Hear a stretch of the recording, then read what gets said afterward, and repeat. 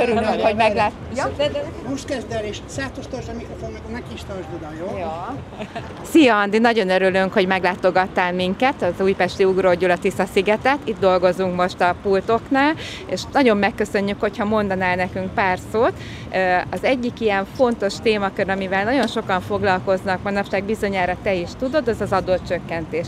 A másik kérdéskör pedig a Budapest működéséről, leginkább arról, hogy szerinted van-e annak lehetősége, hogy a Budapest működése leálljon? Ugye ez a két kérdésünk van, amit megköszönjük, ha válaszolsz. Hát én is nagyon örülök, hogy itt lehetek köztetek. Hihetetlenül hálás vagyok, hogy ilyen energiával és ennyi időt szántok arra, hogy az újpestiekkel is megismertessétek a Tisza programját, vagy legalábbis azokat a programpontokat, amit a Nemzet Hangja szavazáson bemutattunk. Az első kérdéseddel kapcsolatban az, ami a Nemzet Hangja kampánynak az első pontja, pont arról kérdezzük meg az embereket, hogy egyetértenek-e azzal, hogy a Tisza adót csökkentsen a széles körben az adófizető polgárok között, és hát ennek a részleteiről egy pár szót azért mondanék, hogyha lehet. Ami a fontos üzenet ennek, hogy akik minimálbért keresnek ma, azoknak az adója lényegesen csökkenni fog, havi szinten ez egy 20 000 forintos csökkenést jelent, ennyivel többet tudnak hazavinni, igen. Ez éves szinten 240 000 forint, amit haza tudnak vinni, és e fölött is egészen a medián bérig több jövedelmük lesz, hiszen kevesebb adót kell, hogy fizessenek. De az adócsökkentés nem csak ennyiből áll, nem csak a személyi jövedelem adócsökkentésből, hanem abból is, hogy a Tisza, ahogy a rendszerváltás megtörténik, és a Tisza kormány fogja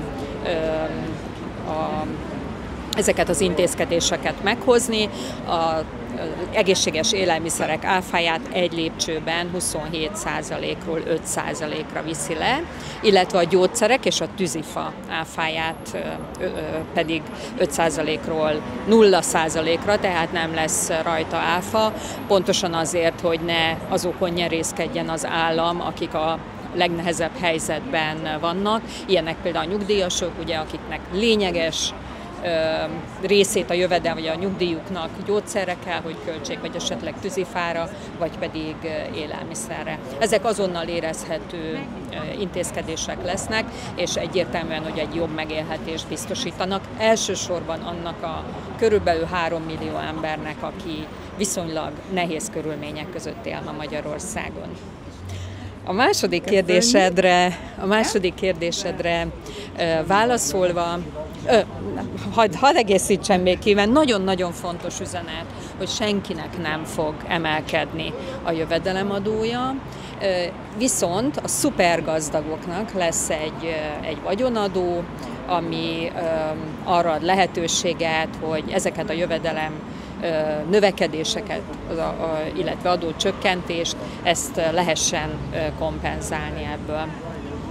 Én azt gondolom, hogy gyorsan belevágok, hogy az egyik legemberségesebb intézkedés tervezet, amit így az elmúlt időszakban hallottam.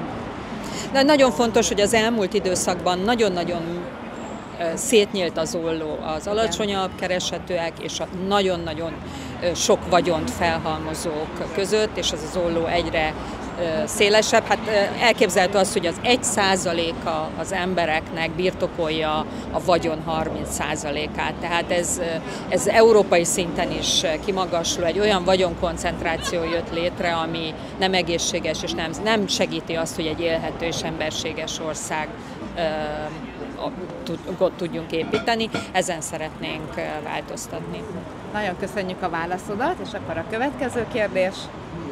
Hát és Budapest. Igen. Budapest tényleg nehéz helyzetben van, de szerintem ez már nem új keletű, ez még a Tisza megjelenés előtt is már sokszor hallottunk arról, hogy Budapest majdnem csődben van, és valóban a kormányzati elvonások, ez a úgynevezett szolidaritási hozzájárulás akkora terhet ró a fővárosra, hogy gyakorlatilag hát nem lehet ilyen, de elviekben egy veszteségesen működő önkormányzat, hogyha nem sikerül megállapodni a főpolgármesternek arról, hogy hogyan biztosítja a működést, vagy hogyan segít az állam abban, hogy mégis működőképes maradjon a főváros, akkor elképzelhető, hogy ez nehézségeket fog okozni a napi működésben.